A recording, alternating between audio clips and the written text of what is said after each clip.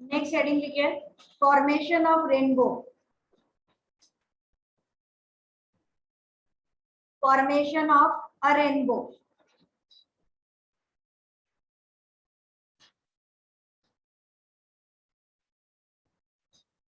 लिखिए a rainbow is a natural spectrum. A rainbow is a natural spectrum which appears in the sky after rain. After rain. It is formed, full stop करके, it is formed due to following phenomena.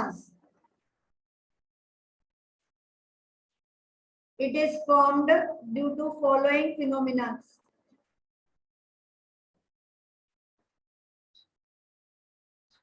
तीन नाम लिखने हैं आपको, भले ABC करके लिखो, 1 2 3 करके लिखो, आपकी इच्छा। Refraction,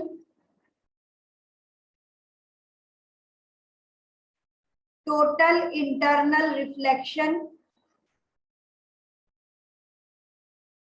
and dispersion. तीन फिनोमिना के नाम लिखना है। पहला है रिफ्रैक्शन, दूसरा है टोटल इंटरनल रिफ्लेक्शन, पूरा एक ही नाम है टोटल इंटरनल रिफ्लेक्शन, और थर्ड नाम है डिस्पर्जन। बोर्ड पे देखते हैं। ये जो पार्ट है ये हो गया एक ऑब्जर्वर, यानी हम यहाँ पर खड़े हैं और हम आसमान में देख रहे हैं, हमें लग रहा है वाह रेनबो बन गया। वो रेनबो कैसे बना? तो ये जो पार्ट है ये हो गया हमारी सनलाइट।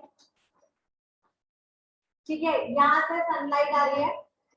ये जो पार्ट है this is a rain drop, पानी की एक बूंद है, रेन ड्रॉप है। जब सनलाइट इस रेन ड्रॉप पर आएगी तो ये जो ड्रॉप है it act as a prism. किस तरह से बिहेव करेगा? प्रिज्म की तरह बिहेव करेगा। तो जब लाइट एक मीडियम से दूसरे मीडियम में आई क्या होगा?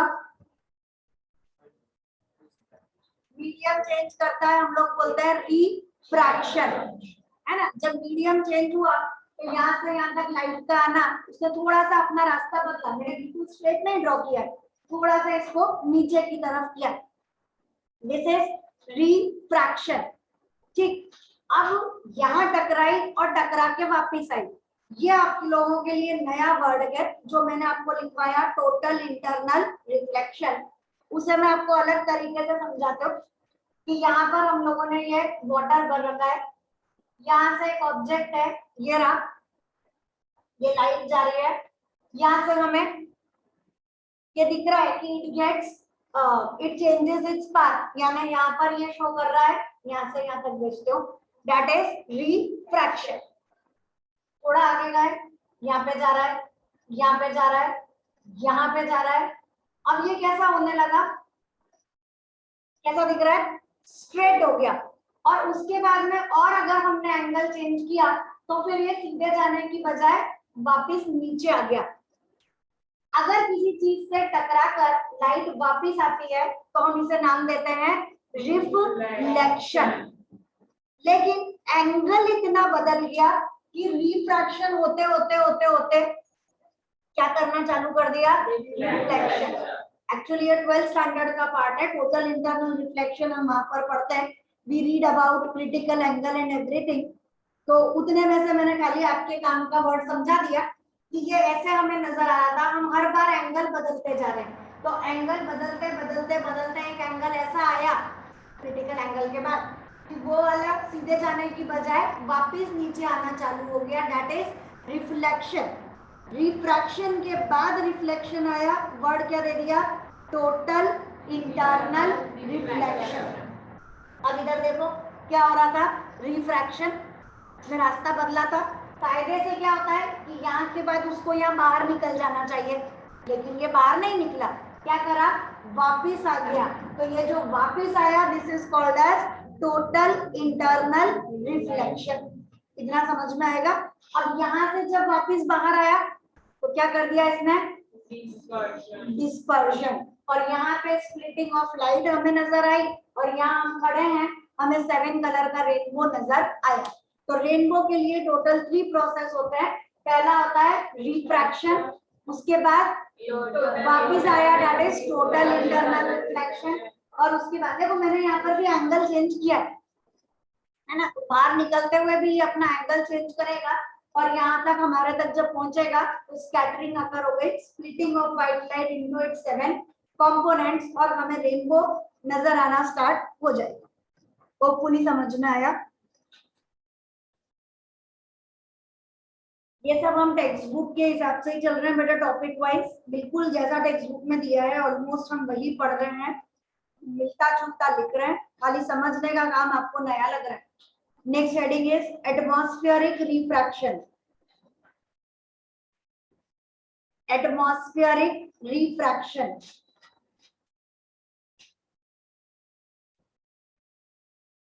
इसमें लिखिए the air just above the fire becomes hotter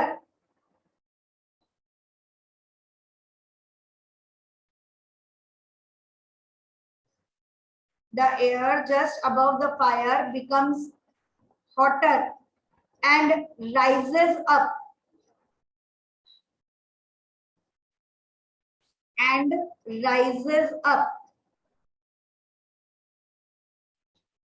full stop. The hotter air is lighter,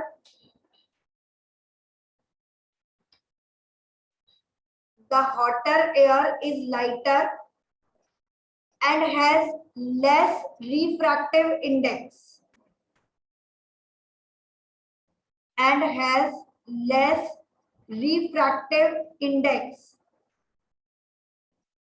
than the colder one.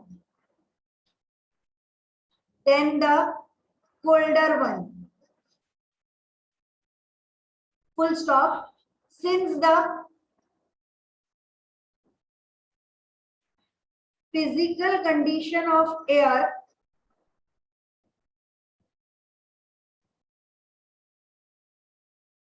is not stationary,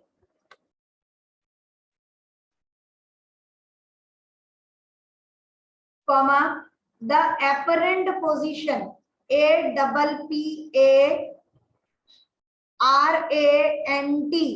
apparent position of an object fluctuates.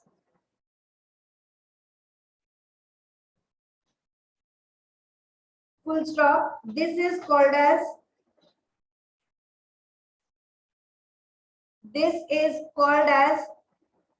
wavering, WAVERING, wavering, or flickering, FLICKERING.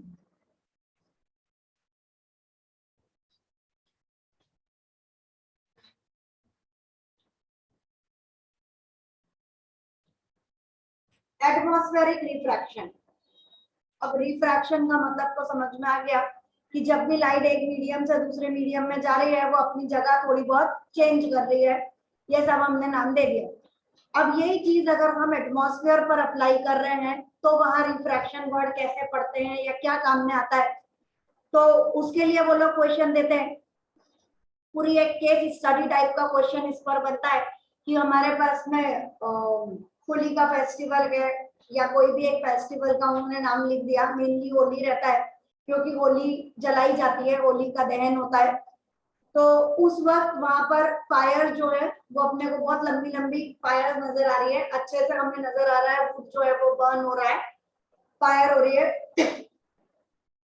कोई व्यक्ति उसके पीछे खड़ा हुआ है, कहां पर, एक जन आगे है, बीच में फायर दिख रहा है अपने को, वुड नहीं फायर, और उसके पीछे एक व्यक्ति फिर हमें वहां पर नजर आ रहा है या कोई ऑब्जेक्ट वहां पर रखा हुआ है, तो वो ऑब्जेक्ट हमें फ्लिकर करता हुआ दिखता है, थोड़ा सा हिलता हुआ दिखता है, तो what is the reason for that. तो एमसीक्यू है तो हमें सिंपली वर्ड मार्क करके देना है, it is due to atmospheric refraction.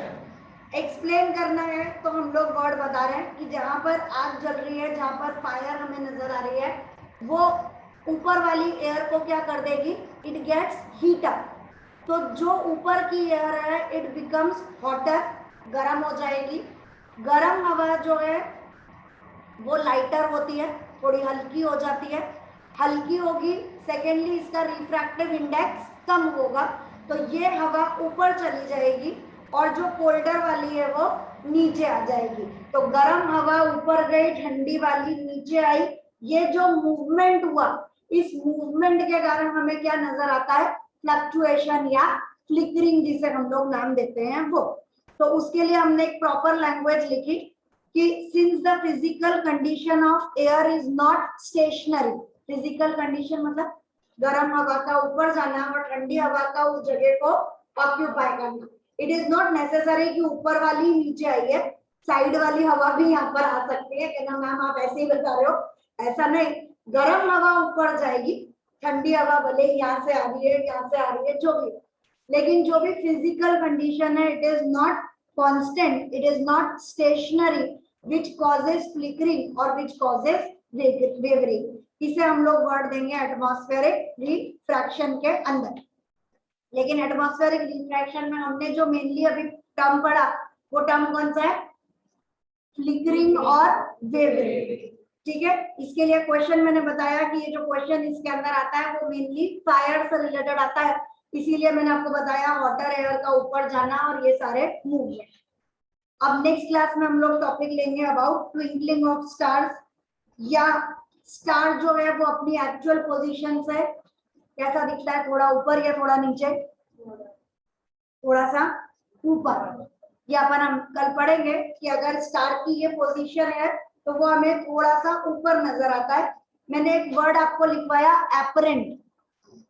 Apparent का मतलब होता है झूठा, है ना, मतलब जैसे स्टार यहाँ है और हमें नजर यहाँ आ रहा है, तो ये वाली जो उसकी पोजीशन है this is called as apparent. Apparent मतलब झूठी पोजीशन जो है, एक्चुअली वो यहाँ पर है लेकिन हमें दिखाई यहाँ पर देगा। तो उससे रिलेटेड हम पार्ट कल चालू करेंगे।